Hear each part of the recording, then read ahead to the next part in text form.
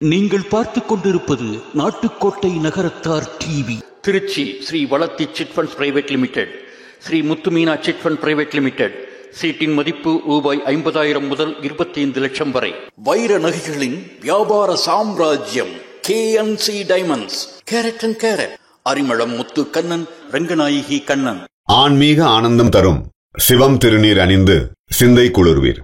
உங்கள் வாழ்வு சிறக்க சிவம் திருநீர் அணிவீர். சென்னையில் வைர நகைகள் வாங்க R Arunachalam, A Ramnath, smart diamonds, traditionally modern jewellery, T Nagar, Chennai.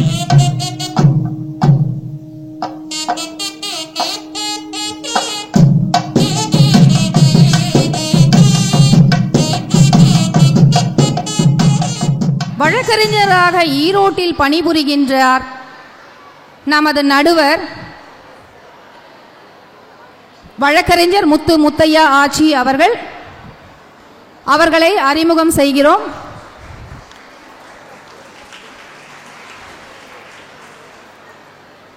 அடுத்ததாக, வேலைக்கு செல்லும் பெண்களால் தான் பொருளாதார மேன்மைதான் மிகுதி என்று பேச இருக்கும் அணியின் தலைவி பேராசிரியை ராம கண்ணம்மை முத்து, முனைவர், MA, MPhil, PhD, தாகூர் கலை மற்றும் அறிவியல் கல்லூரியில் பணிபுரிகிறார், குரோம்பேட். வானொலியில் பகுதி நேர அறிவிப்பாளராகவும் தேர்வு செய்யும் குழுவிலும் இருக்கிறார். அவர்களும் அறிமுகம் செய்கிறோம். அடுத்ததாக, மீனா நாகப்பன், பிறந்த ஊர் உலகம்பட்டி, அவர்கள் வாக்கப்பட்ட ஊர் வேந்தன்பட்டி. சம்மா கிளாப்பா. அவர்கள் பேச்சாளர், திருவாசகம், திருப்புகழ் பாடகர். அடுத்ததாக, லக்ஷ்மி பழனியப்பன், அவர்கள் கொத்தமங்கலம், ஹவுஸ் ஒய்ஃபாக இருக்காங்க, பேச்சாளர், கவிதை எழுதுறவங்க, குக்கிங் காம்பயர், டிஸ்ட்ரிக்ட் லெவல் பேச்சு போட்டியாளர்.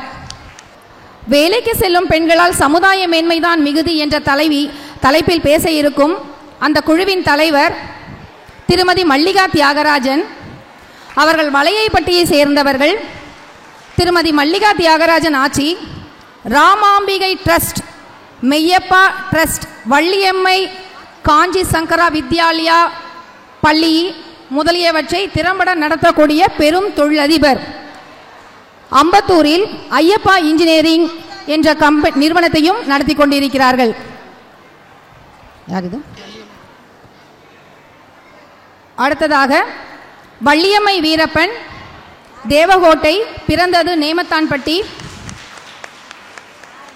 ஜோகோ பிரைவேட் லிமிடெட் ப்ரோக்ராம் ரைட்டராக ஒர்க் பண்ணுறாங்க. குழந்தைகளுக்கு ஆங்கிலம் பயிற்றுவிக்கும் ஆசிரியராகவும் நிகழ்ச்சி தொகுப்பாளராகவும் இருக்கிறார்கள். டான்ஸ் கோரியோகிராஃபும் பண்ணுறாங்க. மூணாவது யார்? சொன்னீங்களே, கலைமதி.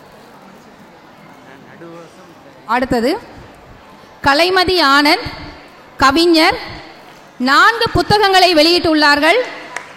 வைரமுத்து அவர்கள் மூலமாக 4 புத்தகங்கள் வெளியிட்டுள்ளார்கள். HCL-இல் ப்ராஜெக்ட் மேனேஜராக பணிபுரிகிறார்கள். மேடை நடுவர் வசம்.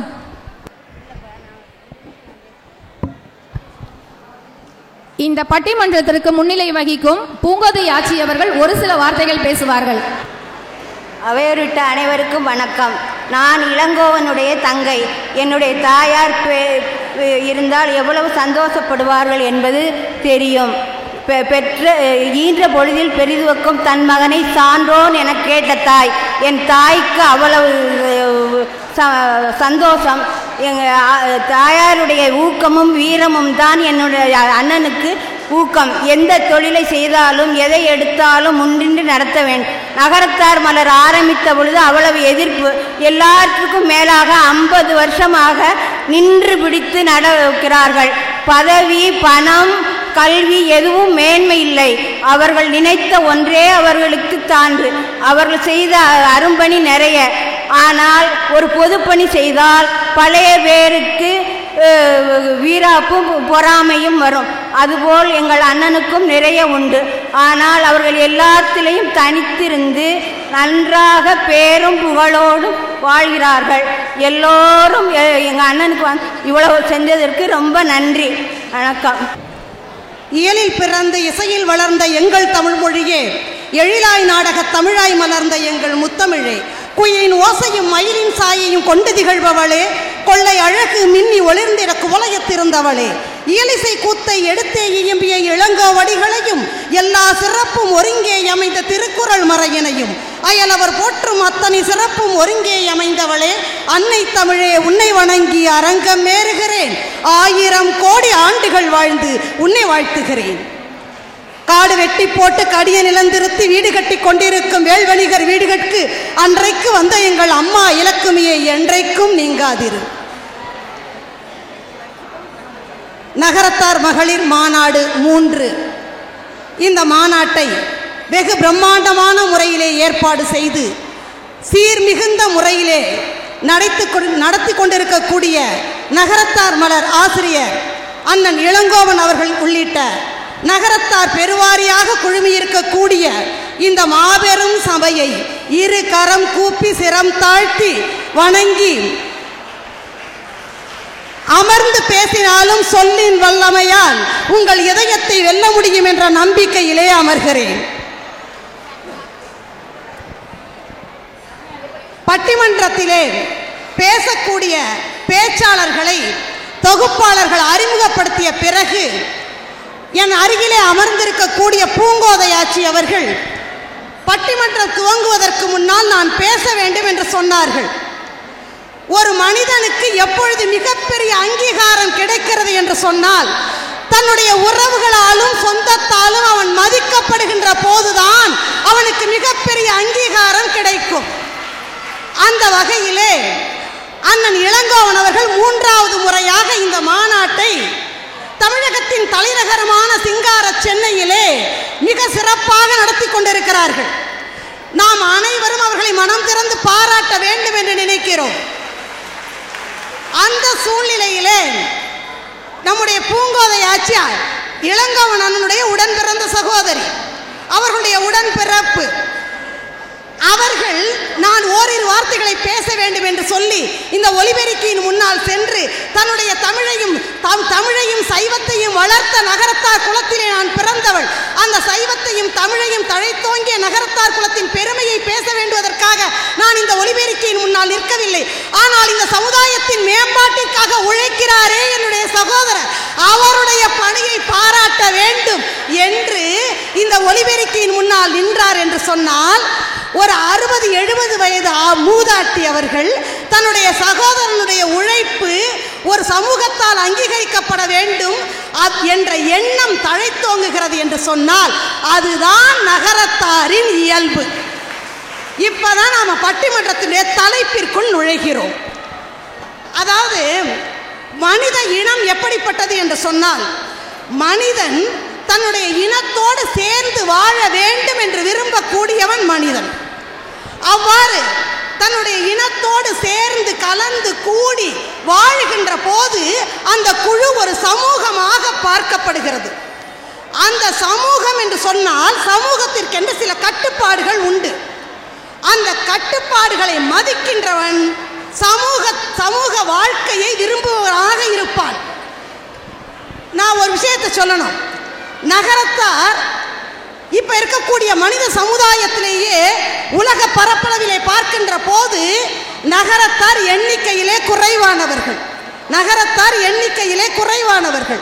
ஆனால் அந்த நகரத்தார் ஒரு குழுவாக சேர்ந்து வாழ வேண்டும் என்று விரும்புபவர்கள். எதுக்காக இதை சொல்லணும் அப்படின்னு நினைக்கிறேன்னா, இந்த பட்டிமன்ற நிகழ்ச்சி துவங்குவதற்கு முன்னால் ஒரு நாடகம் சேலம் நகரத்தார் சங்கத்தின் சார்பாக ஒரு நாடகம் நடைபெற்றது. அந்த நாடகத்தில் இப்போ தெய்வானை ஆட்சி வளவுல ஓய்வா உட்கார்ந்துருக்காங்கன்னு சொன்னாங்க. தெய்வானை ஆட்சி சைடு கொசுவை வச்சு கட்டிக்கிட்டு உட்கார்ந்துருந்தாங்க. வாத்தா மீனா வந்துட்டியா, உன் மகளை கூட்டிகிட்டு வந்திருக்கியா அப்படின்னு கேட்டாங்க. உடனே வந்தோடனே ஆத்தா பிள்ளையார் நோம்புக்கு நம்ம தேங்காயும் மாவுருண்டையும் பண்ணணும், தேங்காயும் மாவுருண்டையும் கொண்டாந்து வைக்கிறியா, வெள்ளை பணியாரம் சுடுவோமா, நீ இந்த மாவு இதுக்கு பால் கொலக்கட்டைக்கு ஊற வச்சிருக்கேன் அந்த மாவை எடுத்தாந்து கொஞ்சம் உருட்டுறியா, இதெல்லாம் கேட்கிற போது நமக்கு மகிழ்ச்சியாக இருந்ததா இல்லையா? யோசிச்சு பாருங்க. நாம எல்லாரும் பிற சமூகத்தை சேர்ந்தவர்கள் தங்களுடைய ஸ்லாங் என்று சொல்லக்கூடிய அந்த மொழியின் காரணமாக தாங்கள் பிறந்த குலத்தை வெளியே சொல்லிக் கொள்ளுகிறார்கள். ஆனால் தொழில் நிமித்தத்தின் காரணமாக செட்டிநாட்டு பகுதிகளில் இருந்து மாறுபட்டு என்னை போல கொங்கு சீமைக்கோ இதை போல சிங்கார சென்னைக்கோ தூத்துக்குடிக்கோ திருநெல்வேலிக்கோ என்று நாம் இடம்பெயர்ந்து போயிருக்கிறோம். அந்த மாதிரி போயிருக்கின்ற இடத்திலே வாங்க வாங்க ஐத்தியாண்டி வந்துட்டியலா, வாங்க உட்காருங்க கேட்குறோமா? ஐத்தியாண்டி வாங்க, அண்ணம்டி எங்க, அம்மாம்டியை பார்க்க போயிருக்காங்களா, இல்லை அம்மாம்டி அவங்க கொழுதுனா வண்டிக்கு சாந்தியா கூப்பிட போயிருக்காங்க என்று சொல்லக்கூடியவர்களாக நாம் இருக்கிறோமா? நாம் இருக்கிற இடத்துல நான் இன்க்ளூடிங் மை செல்ஃப், நான் எங்கள் அண்ணம்டின்னு சொல்கிறதில்ல, அண்ணின்னு தான் சொல்கிறேன். வாங்க அண்ணி, எங்கள் ஆச்சி அக்கான்னு சொல்கிறேன், வாங்க அக்கா. ஆனால் சமூகத்தின் மீது, நம்முடைய சமூக வளர்ச்சியின் மீது மிகப்பெரிய அக்கறையும் பாசமும் கொண்ட எனக்கே அண்ணம்டின்னு சொல்கிறதுக்கும் ஆச்சின்னு சொல்கிறதுக்கும் சற்று நான் பின்வாங்குகிறேன் என்று சொன்னால் இந்த சமூகம் எதை நோக்கி போய்கொண்டிருக்கிறது? சமூகத்தினுடைய வளர்ச்சியை காப்பாற்ற வேண்டிய கடமை யார் பக்கத்தில் இருக்கிறது? இது ஒரு கேள்வி. இதுக்கு இடையில் இந்த பட்டிமன்றத்தினுடைய தலைப்பு அப்படின்னு பார்க்க போனால், இந்த பெண்கள் வேலைக்கு செல்கின்ற காரணத்தால் சமுதாய மேன்மையா பொருளாதார மேன்மையா, இதுதான் கேள்வி. நகரத்தார் சமூகத்தை பொறுத்தவரை, தமிழ் சமூகத்தை பொறுத்தவரையே இது பெண்வழி சமூகமாகத்தான் ஆதியிலே காட்டப்பட்டிருக்கிறது. அதுதான் உண்மையும் கூட. நகரத்தார் சமூகம் இன்று வரை ஆட்சிகளுக்கு முக்கியத்துவம் கொடுக்கக்கூடிய ஒரு சமூகம். பெண்கள் எந்த ஒரு சமூகத்திலே மதிக்கப்படுகிறார்களோ அந்த சமூகம் தான் மேன்மையை நோக்கி செல்லும். அந்த வகையிலே நகரத்தார் சமூகத்தில் இன்று வரை ஆட்சிகளுக்கு ஒரு ஆட்சி உண்டு. அதனால தான் செட்டியார் எந்த முடிவை எடுத்தாலும் ஆட்சியை கேட்டு தான்ப்பா சொல்லணும் அப்படிம்பாங்க. ஒரு எலக்ட்ரீஷியன்ட்ட வந்து எலக்ட்ரிக் ஒயர் வந்து அந்த வேலையை செய்கிறதா இருந்தாலும் எல்லாம் சொல்லிட்டியா, சரி வாங்கிட்டு வந்துடுவோம், எல்லாம் லிஸ்ட்டு கொடுத்துட்டு போ, ஆட்சியை ஒரு வார்த்தை கேட்டுருவோம் அப்படிம்பாங்க. அதே மாதிரி எல்லா முடிவுகளையும் எடுக்கும் போது ஆட்சிகளுக்கு முக்கியத்துவம் கொடுக்கக்கூடிய சமூகம் நகரத்தார் சமூகம்.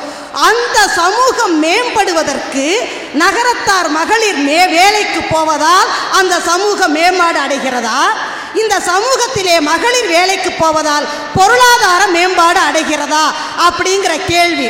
இப்ப துவக்க உரையை இந்த அளவிலே நிறைவு செய்து விட்டு, ஒரு சமுதாயம் மேம்படுவதற்கும் ஒரு தனி மனிதனுடைய வாழ்க்கை மேம்படுவதற்கும் குடும்பம் மேம்படுவதற்கும் பொருள் மிக மிக முக்கியம். நாம் வழுக்குதலை உடைய நிலத்திலே நடப்பதற்கு ஊன்றுகோல் எவ்வாறு ஆதாரமாக இருக்கிறதோ அதை போல நம்முடைய வாழ்க்கை நழுவாமல் இருப்பதற்கு ஆதாரமாக பொருள் இருக்கின்ற காரணத்தால் அதை பொருளாதாரம் என்று சொன்னார்கள். அந்த பொருளாதாரம் ஆட்சிமார்கள் வேலைக்கு செல்வதால் மேம்படுகிறதா அல்லது அவர்கள் வேலைக்கு செல்லுவதால் நாம் சார்ந்திருக்கக்கூடிய இந்த சமுதாயம் மேம்படுகிறதா என்ற தலைப்பிலே இந்த பட்டிமன்றம் பயணப்படவிருக்கிறது.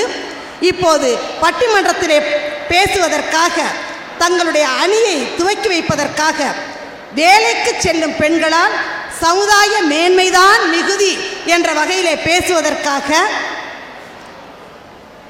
திருமதி மல்லிகா தியாகராஜன் அவர்களை அழைக்கிறோம். அவர்கள் வலையப்பட்டியைச் சேர்ந்தவர்கள், மிகச்சிறந்த பேச்சாளர், சிந்தனையாளர், மிகச்சிறந்த கருத்துக்களை நம்முடைய எண்ணங்களிலே ஏற்றுவதற்காக இப்போது வருகிறார்கள். இங்கு அமர்ந்திருக்கும் அனைவருக்கும், நகரத்தார் மலர் இளங்கோவண்ணன் அவர்களுக்கும் எனது மாலை வணக்கத்தை தெரிவித்துக் கொள்கின்றேன். எனக்கு கொடுக்கப்பட்ட தலைப்பு வேலைக்கு செல்லும் பெண்களால் சமுதாய மேன்மைதான் மிகுதி என்ற தலைப்பில் நான் பேச வந்துள்ளேன். வெற்றிகரமான சமூகம் உருவாகுவதற்கு வேலைக்கு செல்லும் பெண்கள் மிக முக்கிய பங்களிப்பை வழங்கி வருகின்றனர். எல்லா துறையிலும் ஆண்களுக்கு ஈடாக பெண்கள் வேலைக்கு சென்று உயர் பதவி வகிக்கிறார்கள். வேலைக்கு செல்வதால் தங்கையே தனக்கு உதவி, மற்றவரை சார்ந்து நிற்க தேவையில்லை என்று தலை நிமிர்ந்து நிற்கிறார்கள். பொதுவாக வீட்டில் இருக்கும் பெண்ணை நீ என்னத்த செய்கிற அப்படின்னு கேட்டால் நான் சும்மா ஏதாச்சும் இருக்கேன் அப்படின்பா. ஆனால் அவங்க வந்து நிறைய படிச்சிருப்பாங்க, ஆனால் வீட்டில் சும்மா இருப்பேன்னு சொல்லுவாங்க. ஆனால் அது வந்து சும்மா இருக்கிறதில்ல. அவங்க வந்து வீட்டில் வந்து துணி துவைச்சி பிள்ளைங்களை பார்த்துக்கிட்டு கணவருக்கு வேண்ட தொண்டெல்லாம் செஞ்சு எல்லாமே அவங்க செய்வாங்க.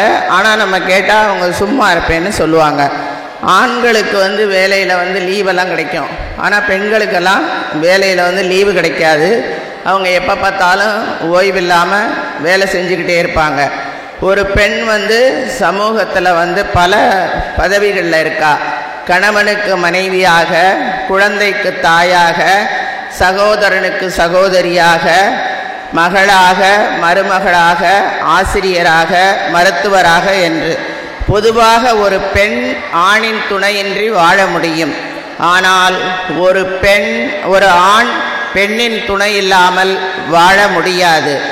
கற்றோருக்கு சென்ற இடமெல்லாம் சிறப்பு என்பதற்கு ஏற்ப நம் சமூகத்தில் எதவான குடும்ப பெண்களும், நடுத்தர குடும்பத்தினரும், வசதியான குடும்பத்தை சார்ந்த பெண்களும்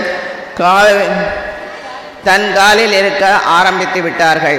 இப்படி பெண்கள் சுயமாக சம்பாதிக்க ஆரம்பிப்பதுதான் சமுதாய வளர்ச்சி.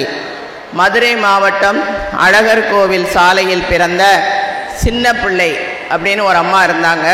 அவங்க வீட்டுக்காரருக்கு வந்து உடம்பு சரியில்லை. அவங்களுக்கு 2 குழந்தைங்க இருந்தாங்க. அதனால் அவங்க வயல் வேலை செஞ்சு அந்த குடும்பத்தை நடத்தினாங்க. அந்த கிராமத்தில் வந்து நிறைய பேர் வந்து எப்படி குடும்பம் நடத்துறதுன்னு தெரியாமல் இருந்தாங்க. அப்போ அந்த அம்மா வந்து களஞ்சியம் அப்படிங்கிற ஒரு சுய உதவி குழுவை ஆரம்பித்தாங்க. அது வந்து 20 ரூபாயில் தான் ஆரம்பித்தாங்க. அதனால் அவங்களுக்கு வந்து 1999ஆம் ஆண்டு ஸ்ரீ சக்தி புரஸ்கர் விருது வழங்கப்பட்டது. அது மாதிரி சுதாமூர்த்தி வந்து இன்ஃபோசிஸு, அவங்க வந்து ரொம்ப எளிமையாக இருப்பாங்களாம். ஒரு நாள் அவங்க வந்து சல்வார் கமிஸ் போட்டுட்டு ஏர்போர்ட்டில் வந்து பிஸ்னஸ் கிளாஸில் லைனில் நின்றுருக்காங்க. அப்போ ஒருத்தவங்க சொன்னாங்களாம், நீங்கள் எங்கேயெல்லாம் நிற்கக்கூடாது, எக்கனாமிக் கிளாஸில் போய் நின்றுங்க அப்படின்னு சொன்னாங்களாம். ஆனால் அப்புறம் வந்து அவங்க இன்ஃபோசிஸ் சுதாமூர்த்தி வந்து தலைவர்னு தெரிஞ்ச உடனே நான் தெரியாமல் சொல்லிட்டேன் அப்படின்னு சொல்லி மன்னிப்பு கேட்டாங்களாம். அதனால் ஆடையை பார்த்து நம்ம வந்து யாரையுமே எடை போடக்கூடாது. சமூகம் மேம்பட பொருளாதாரம் தேவையில்லை, அறிவும் திறமையும் இருந்தால் போதும். வேலைக்கு செல்வதால் பொருளாதாரம் மட்டும் மேம்படாது, அதைவிட தலைமுறை சமுதாயம் மேம்படும் என்பதை கூறி எனக்கு வாய்ப்பளித்தமைக்கு நன்றி கூறுகின்றேன். இது வந்து பட்டிமன்றத்தை சேர்ந்ததில் ஒரு சின்ன அறிவிப்பு.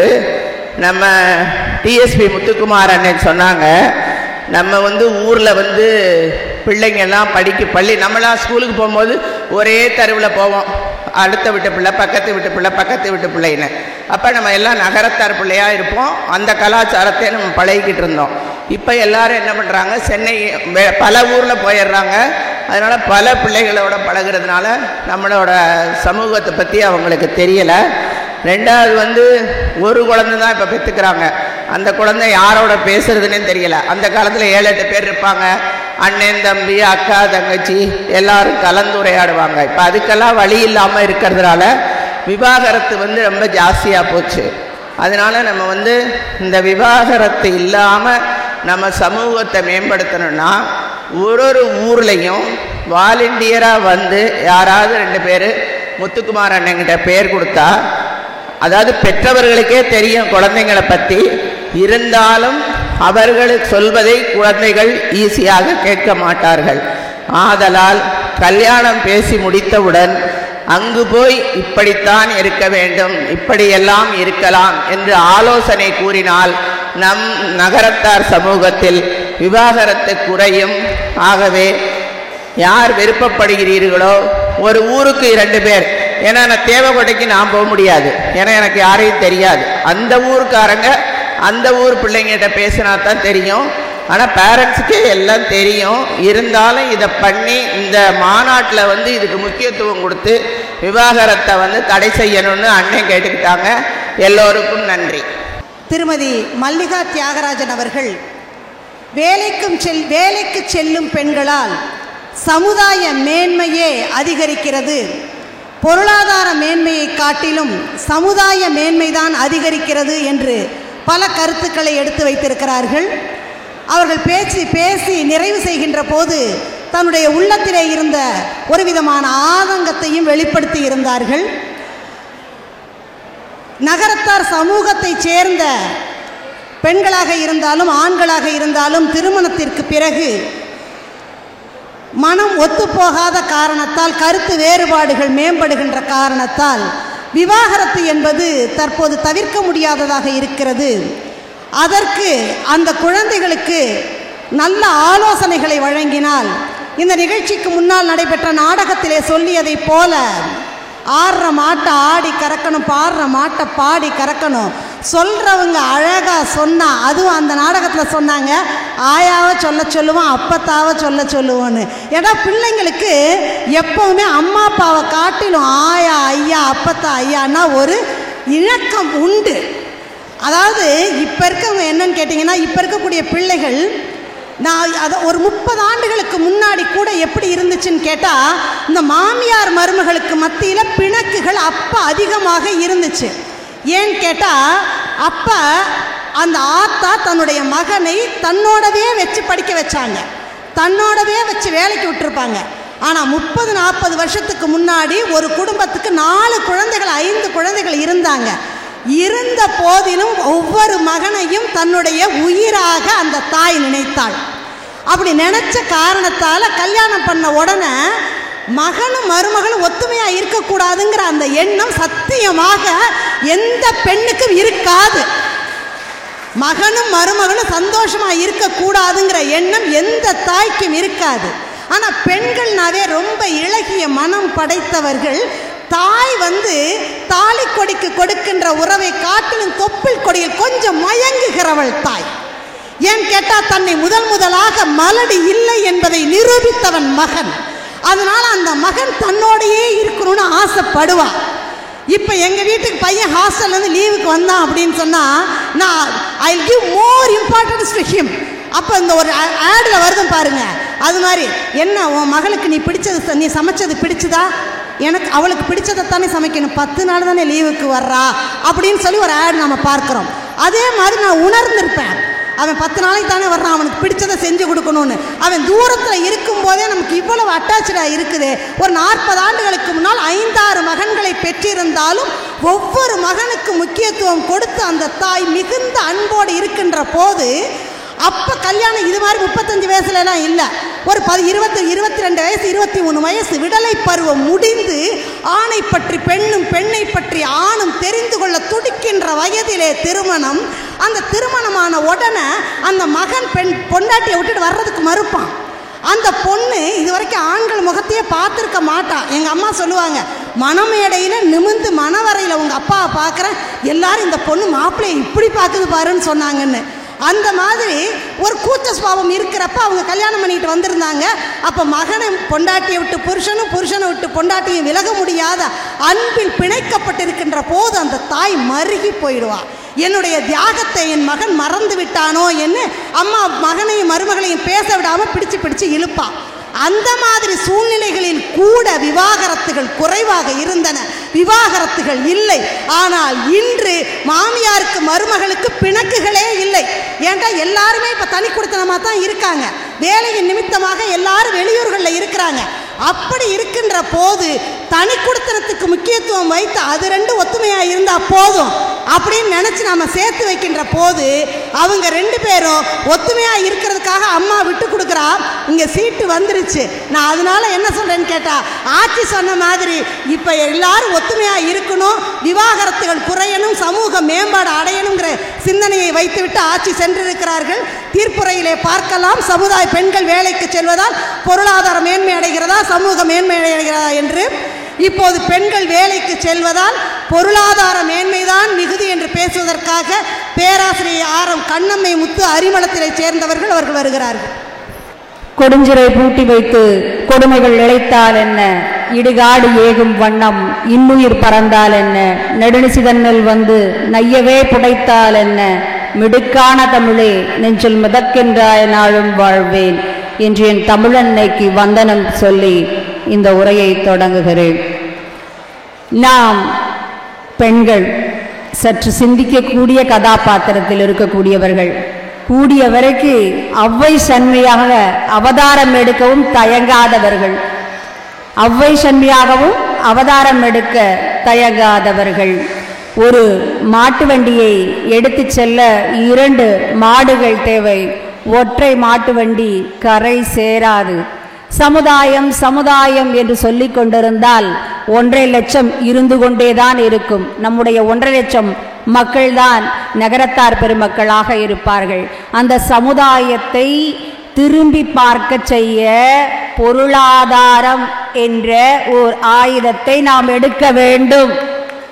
பொருளாதாரம் என்ற ஆயுதத்தை எடுத்தால்தான் நம்முடைய சமுதாயத்தை, நம் சமுதாயத்தின் மேன்மையை தூக்கி நிறுத்த ஒரு கொடி பொருளாதாரம். இந்த பொருள் ஆதாரம் என்பதில் பொருள் தாரமாக இருப்பதால் தான் ஆண் பிள்ளைகள் எல்லாம் இன்று வணிக மாநாடுகள் என்ற சிறப்பில் இடம்பெற்றிருக்கிறார்கள். அது மட்டுமல்ல, மகளிர்களும் வணிகர்கள், வணிக முதலீட்டாளர்களில் முதலிடத்தில் இருக்கிறார்கள் நம்மவர்கள். எப்படி திரும்பி பார்க்கிறது இந்த சமுதாயம் மட்டும் எப்படி இவ்வளவு நேர்த்தியாக இருக்கிறது என்று பார்ப்பதற்கு காரணமே நாம் பொருளாதாரத்தில் சாப்பிட்ற தட்டில் கூட வட்டின்னு வச்சிருக்கோம். சாப்பிட்ற தட்டில் கூட என்ன வச்சிருக்கோம்? வட்டி. சமுதாய சிந்தனை உடையவர்கள் பொருளின் தாரத்தை எதிர்பார்த்து கொண்டு காத்து கொண்டிருக்கிறோம். நாம் செய்யக்கூடிய தொழில் என்ன? திரைகடல் ஓடியும் திரவியம் தேடு. இந்த காலத்தில் நாம் என்ன குடும்ப விளக்கு கதாநாயகர்களாக இருக்க முடியாது. கொண்டவனுக்கு எது பிடிக்கும், குழந்தைகள் எதை விரும்பும், பூனைக்கண் பொரியல் போல் பொலித்திடும் பொரியல் செய்ய வீட்டில் உட்கார்ந்து கொண்டிருந்தால் சமுதாயம் மேன்மை அடையாது. பொருளாதாரம் தேவைக்கும் மலிப்புக்கும் சரியாக இருக்காது. ஒரு குண்டூசியை செய்ய வேண்டும் என்றால் கூட 48,000 பேர் 10 நாட்கள் உழைக்க வேண்டும். ஒரு குண்டூசியை செய்ய வேண்டாம், நல்லா கவனமாக கேட்டுங்க. 48,000 பேர் 48,000 குண்டூசிகளை செய்ய 10 நாட்கள் 48,000 பேரும் உழைத்தால்தான் அந்த குண்டூசியை செய்ய முடியும். இணைந்து செயல்பட்டால்தான். நான் சொல்ல வருவது அதுதான். ஒரே ஒரு குண்டூசியை வேணால் ஒருத்தர் 10 நாள்ல செய்யலாம். அதைத்தான் செய்ய முடியும். அப்ப நம்முடைய தேவை அதிகமாக இருக்கிறது. நம்முடைய தேவை என்ன பண்ணுது? இன்னும் போதும் போதும் வேண்டானே சொல்றதே கிடையாது. நம்முடைய தேவை ஒரு பக்கம் ஏறிட்டே போகுது. ஆனா அழிப்பு என்ன இருக்கு? கம்மியா வந்துகிட்டே இருக்கு. அந்த அழிப்பு அதிகமாக வேண்டும் என்றால் பொருளாதாரத்தை தூக்கி நிறுத்த வேண்டும். பொருளாதாரத்தை தூக்கி நிறுத்தினால் நம்முடைய சமுதாயம் வெற்றி பெறும், வெற்றி வாகை சூடும். அந்த காலத்திலெல்லாம் பெண் பிள்ளைகளை பார்க்க வந்தால் கம்பராமாயண காட்சி போல்தான் நடக்கும். முதலையெல்லாம் பொண்ணை மாப்பிள்ளையை பார்க்க முடியாது. அப்ப கம்பராமாயணத்தில் சீதையை பார்க்க வருகிறார்கள். ராமன் பார்க்கிறான், அங்கேயும் பார்க்க முடியல. சரி, கல்யாணத்தில் சீதை பார்க்க வேண்டும் என்று விரும்புகிறாள். அங்கும் பார்க்க முடியாத ஒரு காரணம், மண்டபத்தில் உட்கார்ந்திருக்கிறாள். ஏனென்றால் அச்சம், மடம், நாணம், பயிர்ப்பு இந்த 4 வகை குணங்களும் வேண்டும் என்பதால் தலை குனிந்தபடியே இருக்கிறாள். அங்கேயும் பெண்மை விழித்துக் கொள்கிறது ஒரு சமயோஜித புத்தியால். எப்படி அப்படின்னா, அப்படி கைவளை திருப்புது கடைக்கணில் நோக்கினாள். ராமனை பார்க்கணும்னு ஆசைப்படுறா. உடனே எல்லாருக்கும் தெரியக்கூடாது, நாகரிகமாக இருக்க வேண்டும். பெண் மணமகளாக உட்கார்ந்துருக்கிறா, அந்த இடத்துல போய் நாம் அப்படி பார்க்கக்கூடாது அப்படிங்கிறதுக்காக கைவளைய அப்படி அப்படி லேசா அசைக்கிற மாதிரி கைவளை திருப்புகு கடைக்கணில் நோக்கினாள். அதான் கம்பனோட கவிரசம். அதே மாதிரி கண்ணதாசனும் சொல்லுகிறார், குடும்பம் ஒரு கதம்பம், பல வண்ணம் பல எண்ணம், தேவன் ஒரு பாதை, தேவி ஒரு பாதை. பொருளாதாரம் என்று வந்தால் இருவரும் வேலைக்கு செல்ல வேண்டும். வாழ்க்கையை தூக்கி நிறுத்த பொருள் ஆதாரம் தேவை. நாம் ஒரு வாழ்வியலில் அடிப்படை உரிமைகளாக இருப்பது இருக்க இடம், உண்ண உணவு, உடுக்க உடை. இந்த 3ஐயும் பெற வேண்டும். சீர்மிகு செட்டி மக்களாக இருக்க வேண்டும். அப்படி என்றால் என்ன? அப்ப பட்டினத்தாரை தான் நாம துணைக்கு அழைக்கணும். காதருந்த ஊசியும் கடைவழி வாராது கால். ஊசி காதருந்து போச்சுன்னா அது வேஸ்ட். அப்ப நம்ம சமுதாயம் நம்ம போர்க்கொடி பிடிச்சு என்ன பிரயோஜனம்? அந்த ஊசியை நல்லூசியாக தயாரிக்கும் நேர்த்தியை நாம் கற்றுக்கொள்ள வேண்டும். நல்ல ஊசியா, தரமான ஊசியா, கடை விரிப்பேன் கொள்வார் இல்லைன்னு சொல்லக்கூடாது. நம்ம விரிச்ச கடை விற்பனை ஆகணும். அந்த அளவுக்கு பொருளாதாரத்தை உயர்த்தக்கூடிய உன்னத ஆட்சிமார்களாக இப்ப எல்லாருமே இருக்காங்க.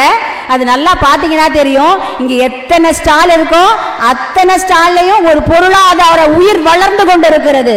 சமுதாயத்தை திரும்பி பார்ப்பதற்கான பொருளின் தாரம் வளர்ந்து கொண்டிருக்கிறது. ஆண்மகனுக்கு பின்னால் செட்டி மகனுக்கு பின்னால் ஒரு செட்டி ஆட்சி நின்று கொண்டிருக்கிறாள், வளர்த்து கொண்டிருக்கிறாள், வாழ்விக்கின்றாள். வேறென நீ இருந்தாய், அதில் விழுந்திடாமல் நான் இருந்தேன்.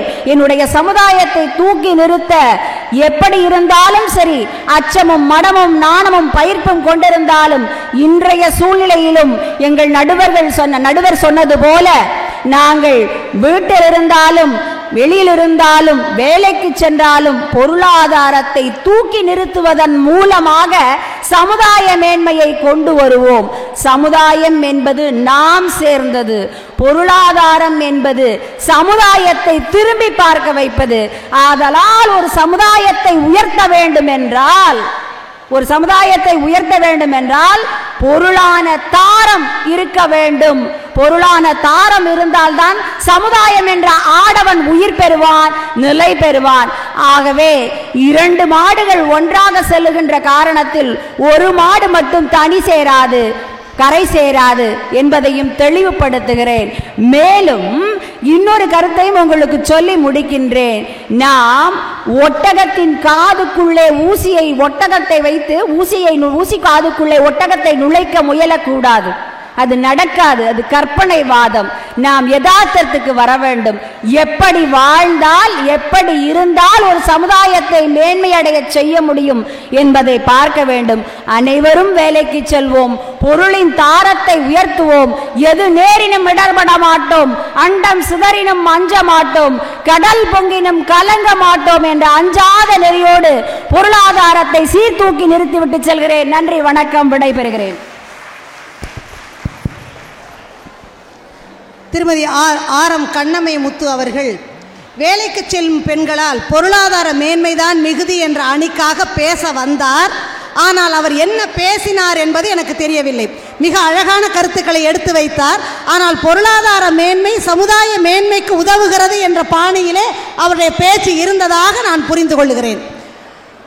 அடுத்தபடியாக வேலைக்கு செல்லும் பெண்களால் சமுதாய மேன்மைதான் மிகுதி என்று பேசுவதற்காக வளையப்பட்டியைச் சேர்ந்த திருமதி கலைமதி ஆனந்த் அவர்களை அழைக்கிறேன். நடுவர் உள்ளிட்ட சபைக்கும் அவையில் அமர்ந்திருக்கும் அனைவருக்கும் இனிய வணக்கம்.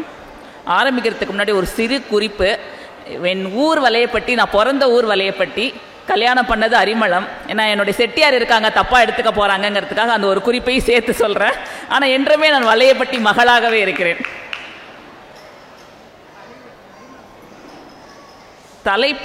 முதல்ல தலைப்பை பற்றி சொல்லணும். யார் வச்சாங்கன்னு தெரியல, ஆனால் ரொம்ப ஆழமாக சிந்திக்கக்கூடிய தலைப்புங்க. பொதுவாக எப்படி வைப்பாங்க, பெண்கள் வேலைக்கு போவது நல்லதா, இல்லை ஆண்களுக்கு அது மகிழ்ச்சியா இல்லையா, இப்படி ஒரு ஜென்ரலாக ஒரு தலைப்பு வைப்பாங்க. அதில் எல்லாரும் நகைச்சுவையாக பேசுவாங்க. ஆனால் இப்போ கொடுத்துருக்க தலைப்பு பார்த்தீங்கன்னா ரொம்ப ஆழமாக சிந்திக்க வேண்டியிருக்கு. இது யார் இதை வடிவமைச்சாங்கன்னு தெரியல. இந்த தலைப்பை சமுதாய மேன்மையா இல்லை பொருளாதார மேன்மையாங்கிறது தலைப்பு. எது மிகுதி, ரெண்டுமே இருக்கு. எது மிகுதின்னு கேட்டிருக்காங்க. உண்மையை சொல்லணும்னா ஒரு 80% பெண்கள் இன்று வேலைக்கு போவதற்கான ஒரு ஆதாரம், அதாவது எதற்காக வேலைக்கு போகிறாங்க அப்படின்னா கண்டிப்பாக அது பொருளாதாரத்துக்காக தான். ஒரு 20% வேணால் வேற ஒரு கனவுகளுக்காகவும் லட்சியத்துக்காகவும் போவாங்க. ஆனால் 80% பொருளாதாரத்துக்காக தான் போகிறாங்க. எல்லாரும் யோசிக்கலாம், நான் கட்சி மாறிட்டேனா அப்படின்னு சொல்லி.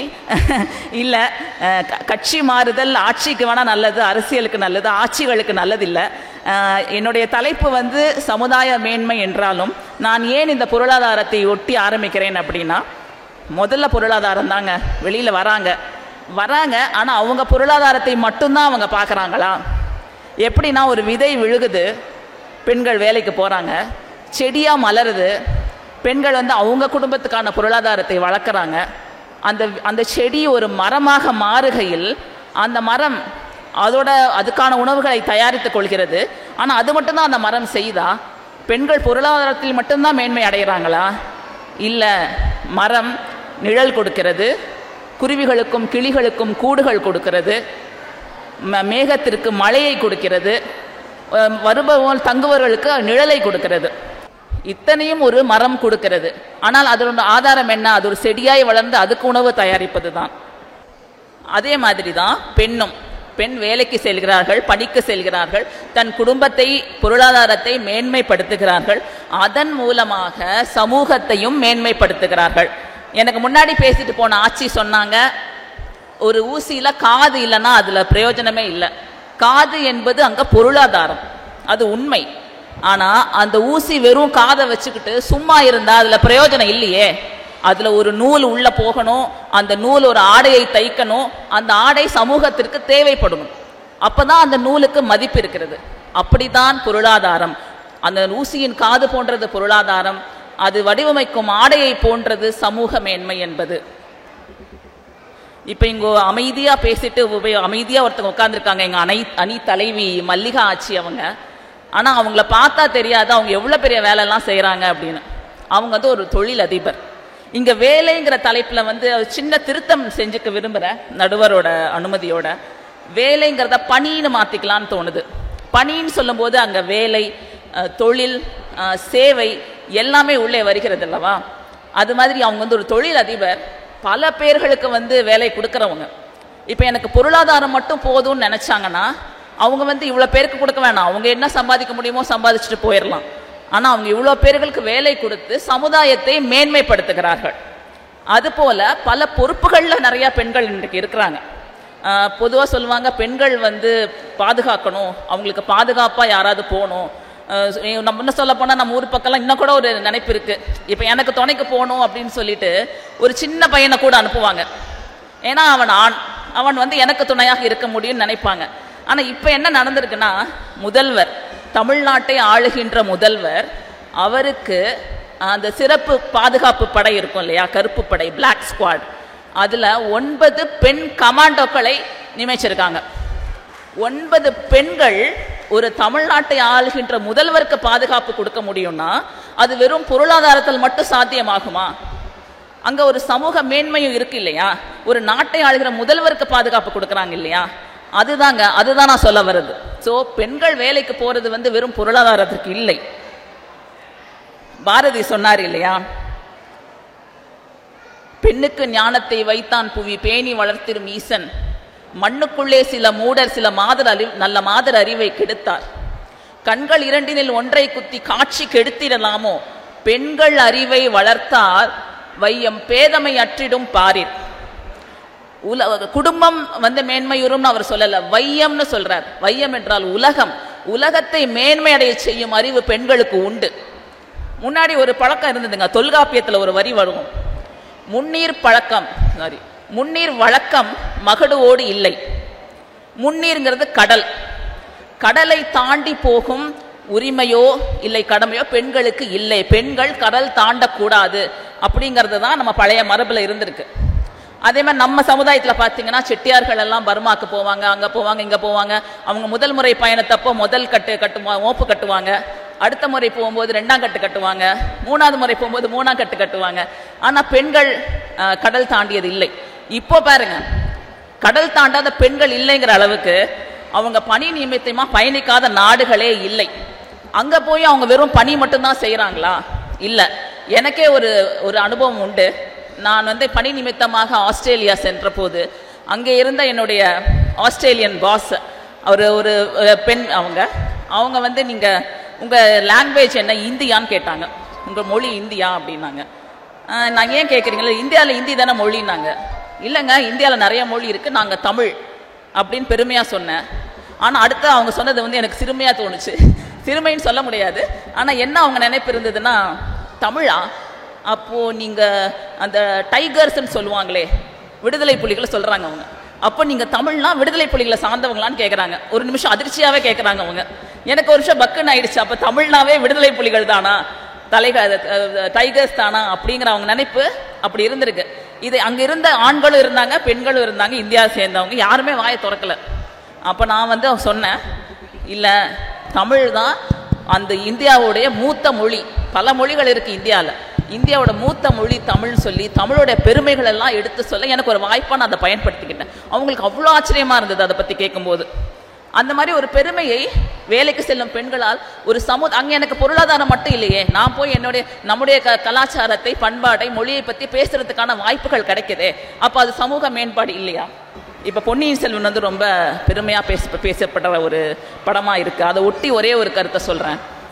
ராஜராஜ சோழன் எவ்வளோ பெரிய மன்னராக நம்ம பார்க்குறோம், எல்லாம் பண்ணுறோம். அவர் பெண்களுக்கு எவ்வளோ பெருமை கொடுத்தாருங்கிறதுக்கு ஒரு சின்ன உதாரணம். இது நிறையா பேருக்கு தெரிஞ்சிருக்குமான்னு எனக்கு தெரியல. அவர் அந்த காலத்திலே பஞ்சாயத்துங்கிறது ஒரு பெரிய பஞ்சாயத்து தலைவர் பதவிக்கு ஒரு பெரிய பதவியாக இருந்தது. அப்போ முதலில் ஒரு பெண்ணை நியமித்தார் ராஜராஜ சோழன் பஞ்சாயத்து தலைவியாக. பெருந்தல நாயகிங்கிறது அவங்க பேர்.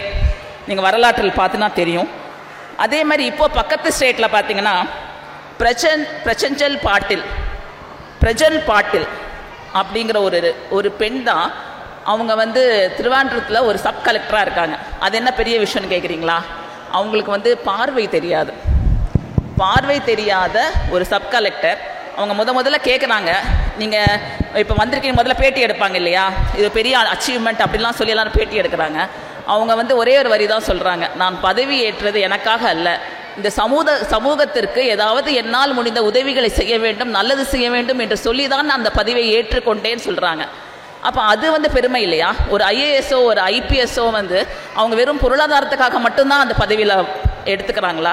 இல்லையே, அவங்களால ஒரு சமூகம் மேம்படுத்துகிறது அல்லவா? இன்னைக்கு நிதியமைச்சரே கூட ஒரு பெண் தானங்க. அவங்க பொருளாதாரத்துக்காகவா அவங்க அந்த பதவியை எடுத்துக்கிறாங்க? இல்லையே, ஒரு நாட்டின் பொருளாதாரத்தை வளர்க்கணும்னு அந்த பதவியை எடுத்துக்கிறாங்க. குறுக்கிடுவதற்கு மன்னிக்கவும், நேரம் நிறைவடைந்து முடிச்சது. ஒரே ஒரு உதாரணம் தான். பெண்கள் எப்படின்னா, நின்று தளரா வளர்த்தெங்கு தான் உண்ட நீரை தன் தலையாலே தான் தருதலால் அப்படிங்கிறது ஔவையாரோட மூதுரை. பெண்கள் அப்படிதாங்க.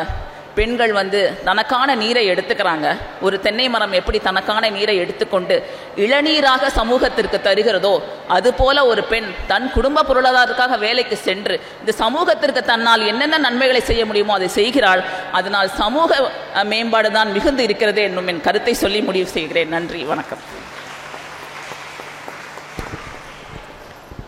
திருமதி கலைமதி ஆனந்த் அவர்கள் பெண்கள் வேலைக்கு செல்வதால் பொருளாதார மேன்மை அடைவதோடு சமுதாய மேன்மைக்கும் அவர்களுடைய பொருளாதாரம் பயன்படுகிறது என்பதை, பெண்கள் கடலை கடக்கக்கூடாது என்று பழம் நூல்கள் சொன்னாலும் இப்போது கடலை கடக்காத பெண்கள் இல்லை, அவர்கள் கடல் கடந்து பொருளை தேடுபவர்களாக இருக்கிறார்கள்.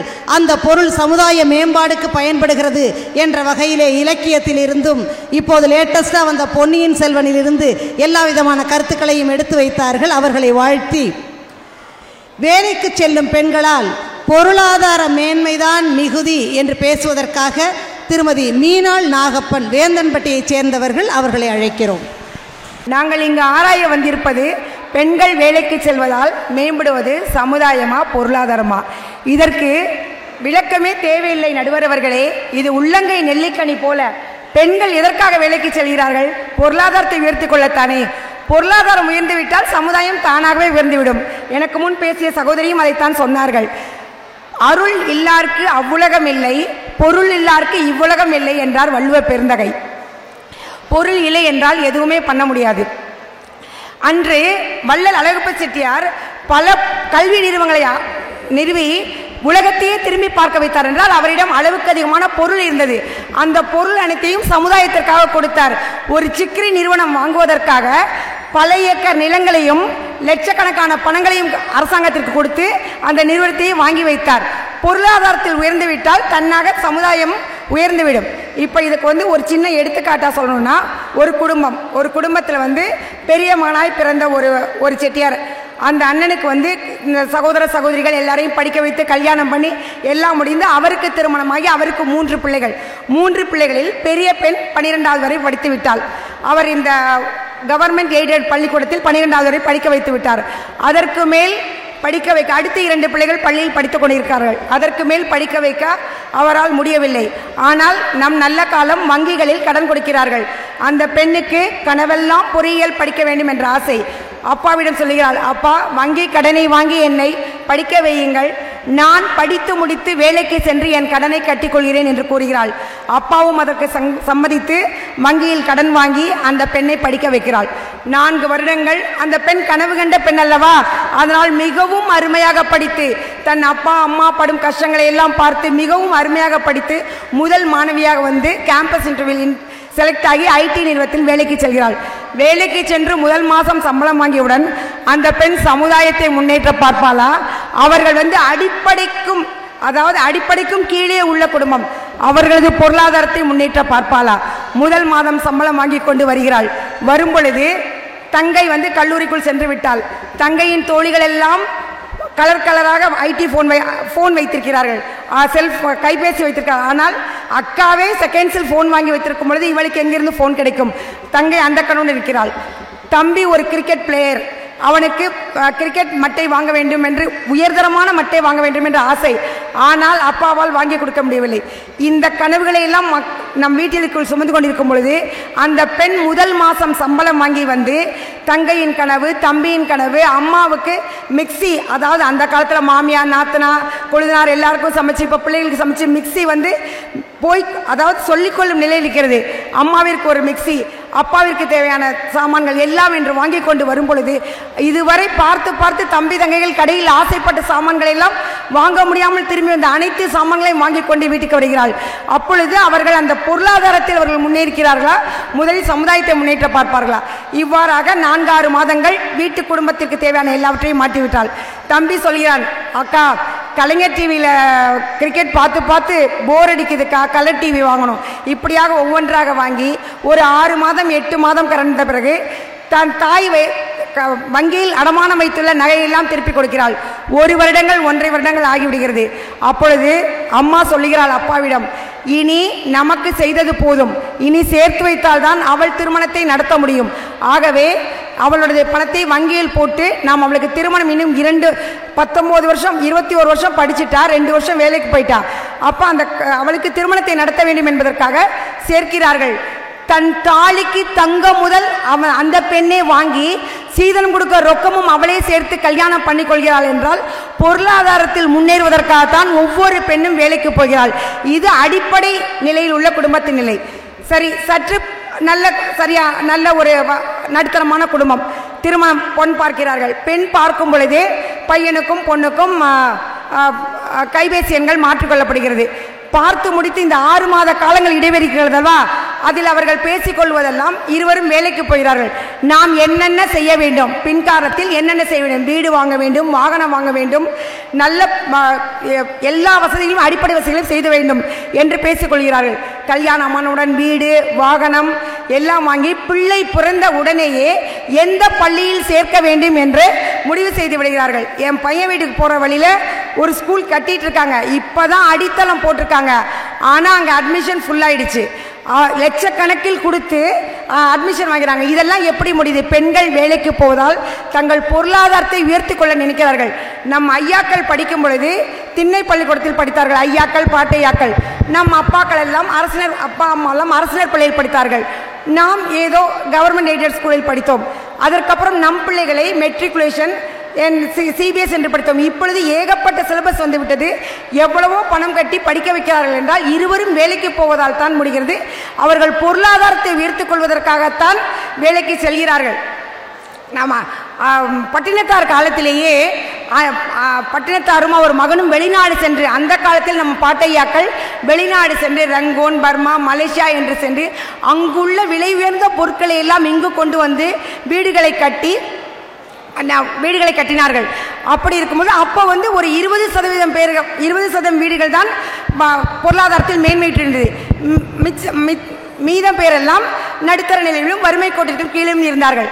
அதற்கு அப்புறம் ஒரு 40 வருடங்களுக்கு முன்னால் எல்லா ஆண்களும் படித்து வேலைக்கு செல்ல ஆரம்பித்தார்கள். அவரவர்கள் வீட்டின் பொருளாதாரத்தை உயர்த்த வேண்டும் என்பதற்காக ஆண்கள் எல்லாம் படித்து, அப்போ அந்த காலத்தில் போகிறப்ப யார் யார் போனாங்களோ, யார் ஐயா போனாங்களோ, யார் அப்பா போனாங்களோ அவங்க தான் போக முடியும். அவங்கள பார்த்தா சிலோன்கார வீடுன்னு சொல்லுவோம், சிங்கப்பூரார் வீடுன்னு சொல்லுவோம், அவங்க மட்டும்தான் போக முடியும். அடுத்து படிக்க ஆரம்பித்த பின் அனைத்து பிள்ளைகளும் படித்து தன் குடும்பத்தின் பொருளாதாரத்தை உயர்த்துவதற்காக வேலைக்கு போனார்கள். அது இரண்டாவது பொருளாதார உயர்வு.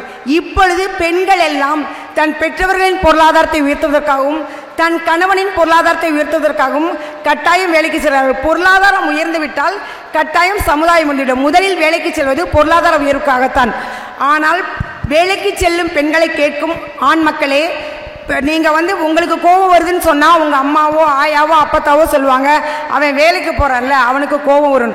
அப்போ நீ விரும்பும் மனைவியும் வேலைக்கு போகிறா இல்லையா, அதனால அவங்களுக்கும் கோபம் வந்தால் நீங்கள் விட்டு கொடுத்து, பெண்களும் என்னதான் நாம் படித்திருந்தாலும் வேலைக்கு போனாலும் நாம் கணவனின் வீட்டிற்கு போனவுடன் கணவனுக்குள் ஒரு சொல் அடக்கம் அடங்கி போவது என்பதில் அடக்கம் என்பதை உணர்ந்து வாழ்ந்திருந்தால் வாழ்க்கை இனிமையாக இருக்கும். நாம் பெண்கள் வேலைக்கு போவது கட்டாயம், ஒவ்வொரு பெண்களும் வேலைக்கு போது அவர்கள் பொருளாதாரத்தை உயர்த்திக் கொள்ளதான் என்று கூறி வாய்ப்பளித்தமைக்கு நன்றி கூறி அமைகிறேன். நன்றி, வணக்கம். திருமதி மீனாள் நாகப்பன் அவர்கள், பெண்கள் வேலைக்கு செல்வதால் பொருளாதார மேன்மைதான் மிகுதி அடைகிறது. ஒவ்வொரு பெண்ணும் மிகுந்த சிரமத்திற்கு மத்தியிலே படித்து வேலைக்கு செல்வதால் முதலில் தன்னுடைய குடும்பத்தை, தன்னுடைய தேவையை நிறைவு செய்து, தன்னுடைய தாய் தகப்பனுடைய தேவையை நிறைவு செய்து, தன்னுடைய இளைய சகோதரர்களுடைய தேவையை நிறைவு செய்வதற்குத்தான் அவளுடைய படிப்பும் பணமும் பயன்படுகிறது. எனவே பெண்கள் வேலைக்கு செல்வதால் பொருளாதார மேன்மைதான் மிகுதி, சமுதாய மேன்மையை காட்டிலும் பொருளாதார மேன்மைதான் மிகுதி என்று பல்வேறு உதாரணங்கள் மூலமாக சொல்லி அமர்ந்திருக்கிறார்.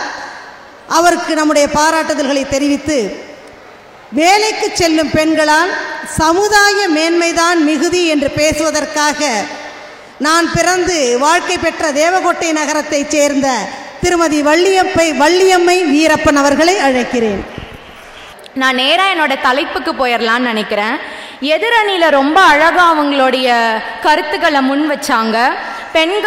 பெண்கள் வேலைக்கு செல்வதால் பொருளாதார மேன்மையே அதிகம் அப்படின்னு ரொம்ப அழகாகவே சொன்னாங்க. ஆனால் அவங்கெல்லாம் ஒரு விஷயத்தை மறந்துட்டாங்க. பொருளாதாரம் அப்படின்றது சமுதாய பெருங்கடல்ல ஒரு பகுதி மட்டும்தான். சமுதாயத்தில் பொருளாதாரம் ஒரு சின்ன படிக்கல் மட்டும்தான். அதை அவங்க மறைச்சிட்டாங்களான்னு எனக்கு தெரியல. எனக்கு ரொம்பவும் ஆச்சரியமா இருக்கு அவங்களுடைய கருத்துக்கள். எந்த குழந்தையும் நல்ல குழந்தை தான் மண்ணில் பிறக்கையிலே, அந்த குழந்தை நல்லவராவதும் தீயவராவதும் அன்னை வளர்ப்பினிலே. ஒரு பாட்டுல கூட தந்தை வளர்ப்புன்னு சொல்லலைங்க. ஒரு குழந்தை எப்படி வளர்க்கப்பட்டாலும் அது அன்னையே போய் சேரும்.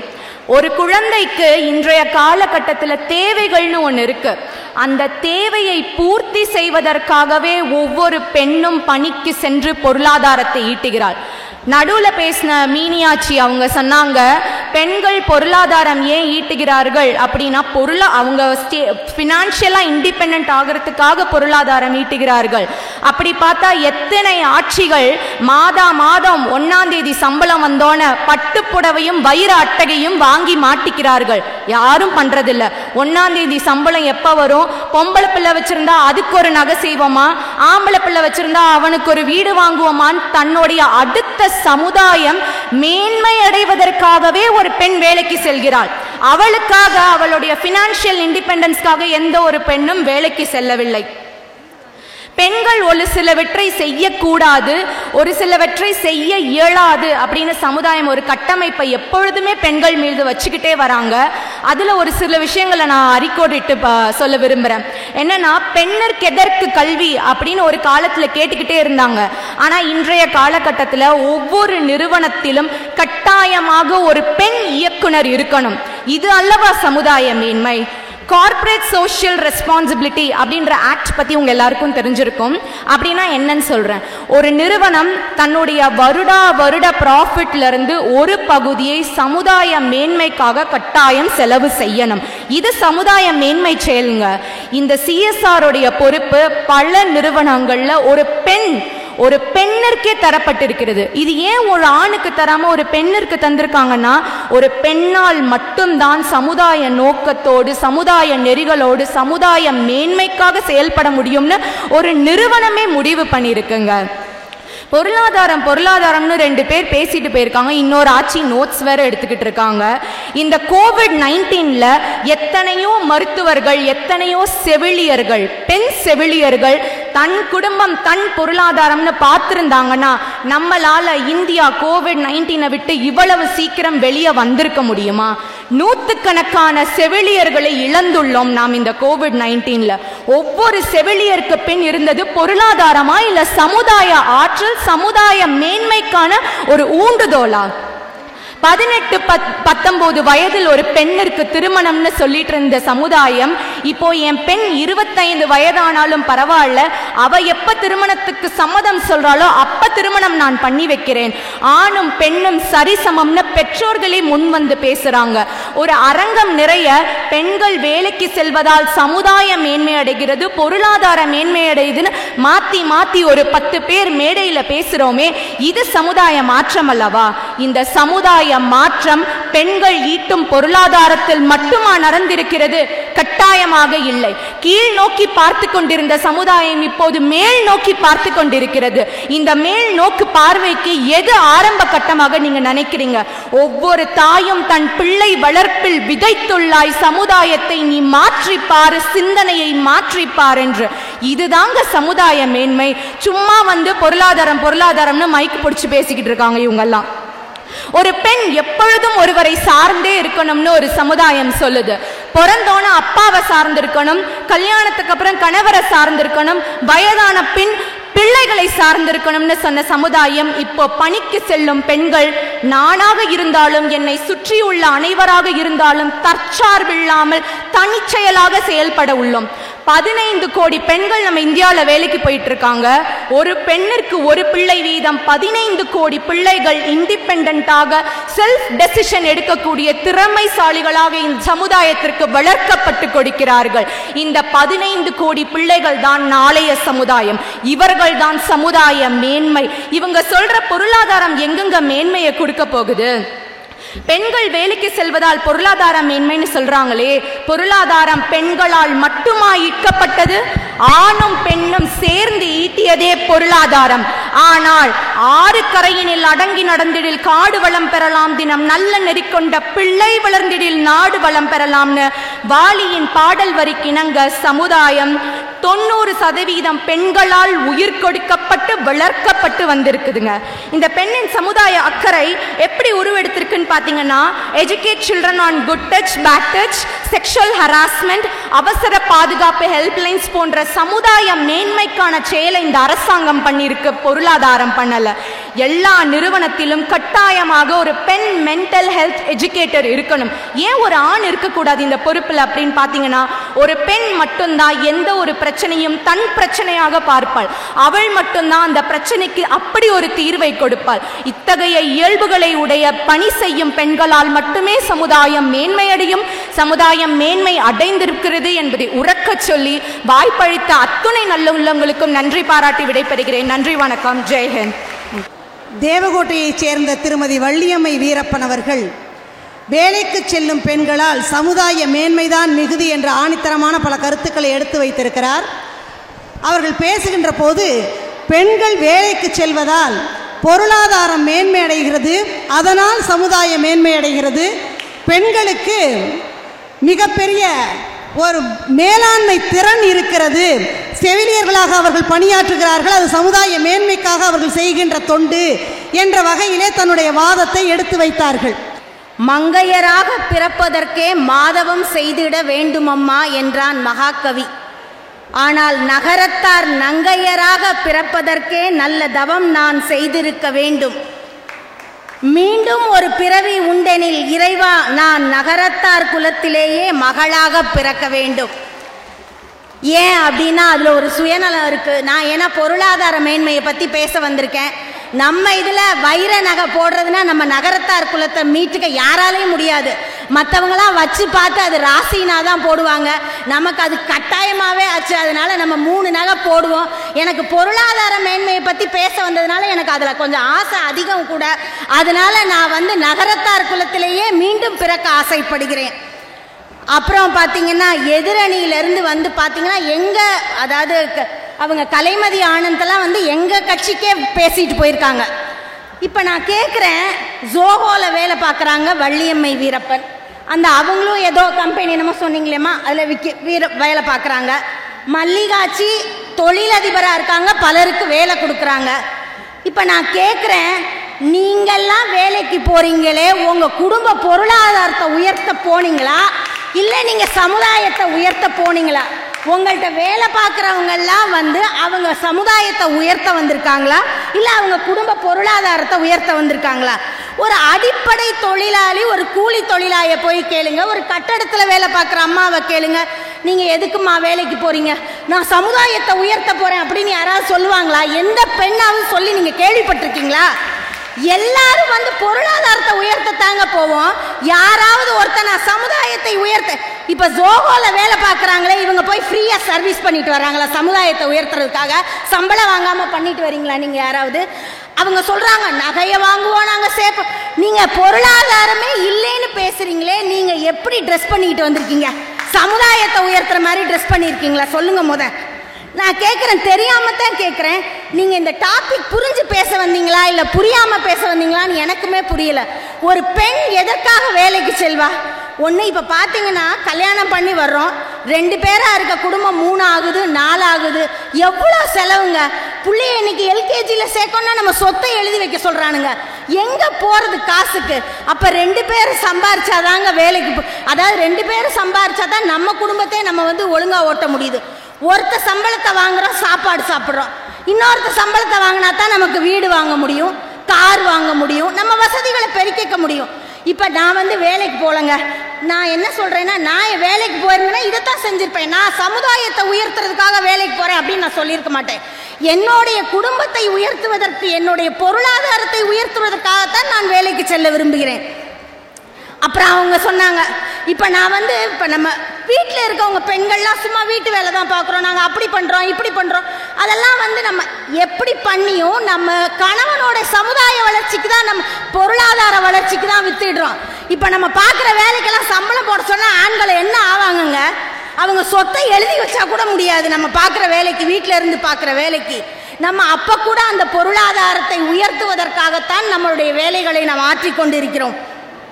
அப்புறம் மல்லிகாட்சி அப்புறம் சொன்னாங்க, முதல்வருக்கு பாதுகாப்பு கொடுக்குற பெண்கள் கூட சமுதாயத்தை உயர்த்துவதற்காக அவங்க சம்பளம் இல்லாமல் முதல்வரை, நம்ம நாட்டு முதல்வரை, நம்ம மாநில முதல்வரை காப்பாற்ற போகிறோமே, எங்களுக்கு சம்பளம் வேண்டாம் அப்படின்னு சொல்லிட்டு வந்தாங்களா அவங்களுக்கு? அவங்களும் சம்பளத்தை வாங்கி அவங்க குடும்பத்தை காப்பாற்ற தான் வந்திருக்காங்க. அப்புறம் பார்த்தீங்கன்னா பஞ்சாயத்து, ராஜராஜ சோழன் காலங்களில் பஞ்சாயத்து தலைவராக வந்து ஒரு பெண்ணை போட்டாங்களாம். அவங்க குடும்பத்தையும் அவங்க முன்னேற்றிருப்பாங்க. அவங்க என்ன குடும்பத்தை, ஒரு பஞ்சாயத்து தலைவரை வச்சு ராஜராஜ சோழன் நாட்டையே உயர்த்தினாராங்க, இல்லை அந்த சமுதாயத்தை உயர்த்தினாரா? எனக்கு புரியவே இல்லைங்க, என்ன பேசுகிறாங்கன்னே புரியல. அப்புறம் வந்து சொன்னாங்க, கோவிட் டயத்தில் வந்து நர்ஸு பார்த்தாங்க, டாக்டர் பார்த்தாங்க, எல்லாரும் உங்களுக்கு ஃப்ரீயாக பார்த்தாங்களா? நான்லாம் கோவிடுக்கு ஆஸ்பத்திரிக்கு போனேங்க, பட்டையை கழட்டிட்டு தான் விட்டாங்க. யாராவது ஃப்ரீயாக பார்த்தாங்களா சொல்லுங்கள்? அப்படி இருக்கும்போது ஒரு சபை நம்ம வந்து சொல்கிறோன்னா அதை வந்து நம்ம ஒரு இதோட சொல்லணும். அந்த நர்ஸு வந்து காசு வாங்காமல், இப்போ டாக்டர் வந்து டாக்டரையும் நர்ஸையும் வந்து கவர்மெண்ட் ஃப்ரீ காசு கொடுக்காம இருந்தாங்களா? அவங்க பார்த்த வேலைக்கு அவர்கள் சம்பளம் வாங்கி கொண்டு தான் பார்த்தார்கள். அந்த நர்ஸும் டாக்டரும் கோவிட் டயத்துலேயே உங்களுக்கு ஏன் வந்து வேலை பார்த்தாங்க? அவங்க குடும்பம், அவங்க லீவ் போட்டால் சம்பளம் கிடைக்காது, எப்படி குடும்பத்தை உயர்த்துறது?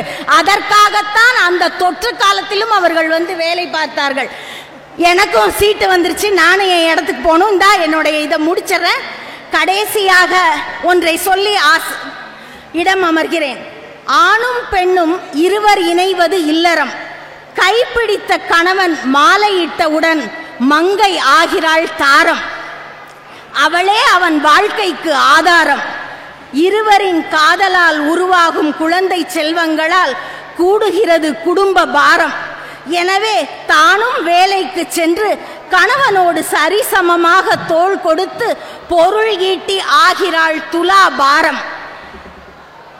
வசதிகளை கூட்டி வளர்ச்சி பாதையை நோக்கி பயணிக்கிறது அவர்களின் குடும்ப பொருளாதாரம். பெண்களிடம் இயற்கையிலேயே விஞ்சி நிற்பது நெஞ்சுரம். ஆகவே கடவுளிடம் அது அவர்கள் வாங்கி வந்த வரம். எனவே அவர்களால் பொருளாதார மேன்மையே விஞ்சி நிற்கிறது என்று சொல்லி எனக்கு கொடுத்த இந்த அருமையான வாய்ப்பிற்கு நன்றி பாராட்டி விடைபெறுகிறேன். நன்றி, வணக்கம்.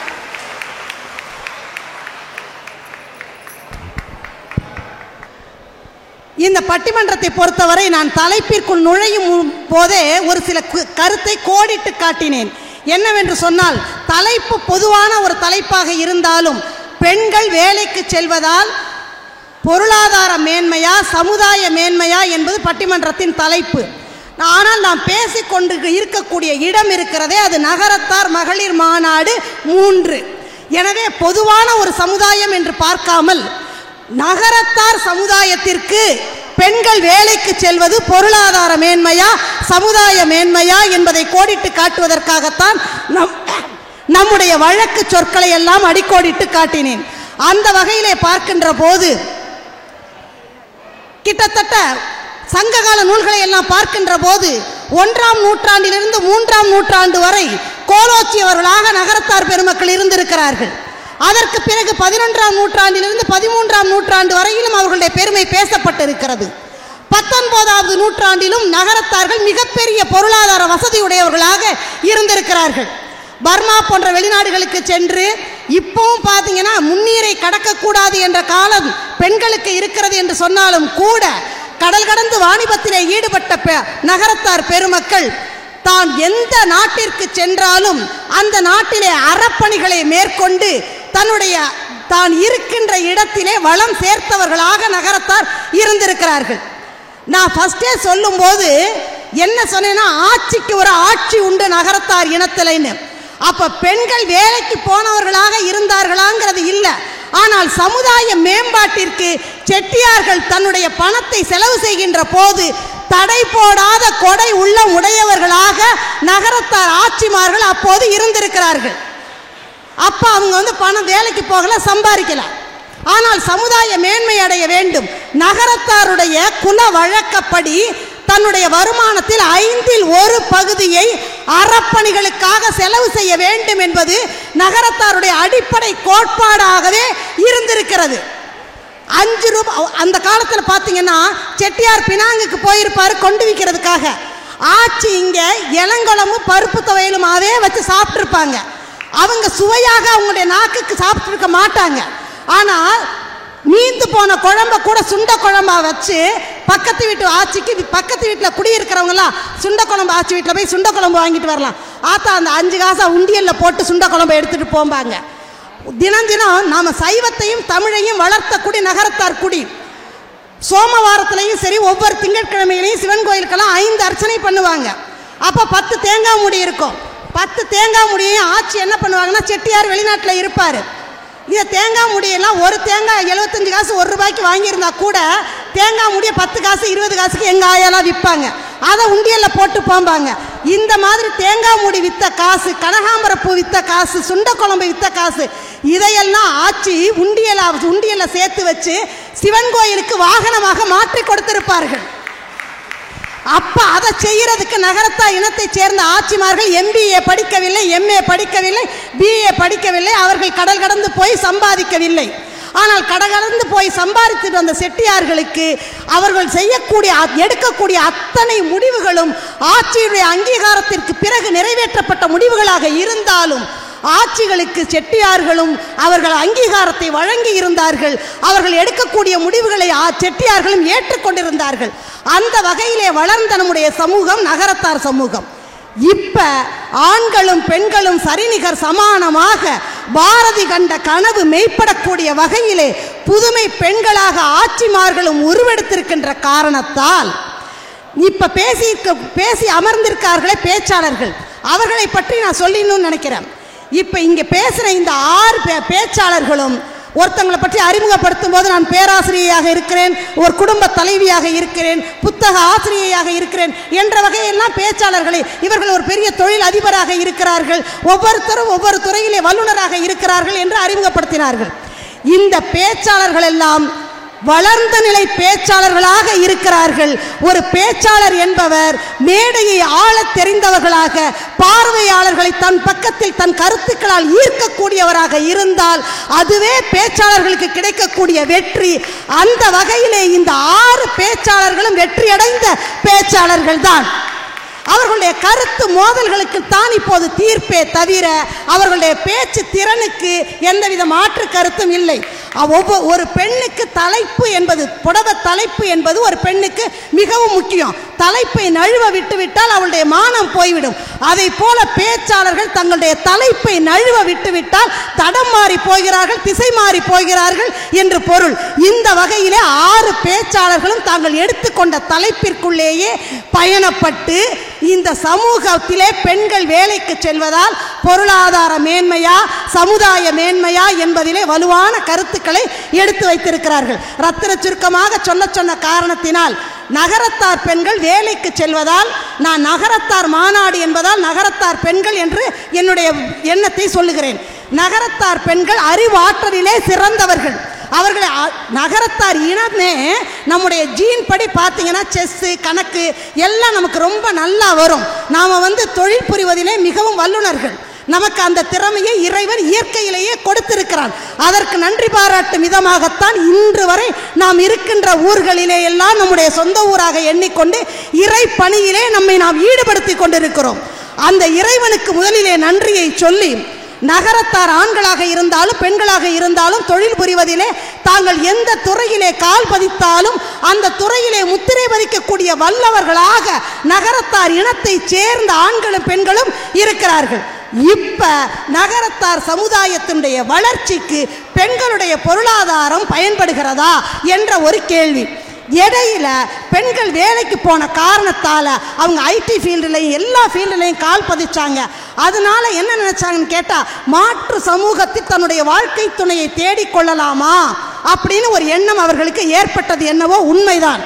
ஆனா இப்ப பாத்தீங்கன்னா பெண்கள் வேலைக்கு செல்கின்ற நகரத்தார் இன பெண்கள் சமுதாய மேன்மைக்கு எப்படி உறுதுணையாக இருக்கிறார்கள் சொன்னா, மேல இருக்கிற ஸ்டால் எல்லாம் நீங்க போய் பார்த்துட்டு வரலாம்.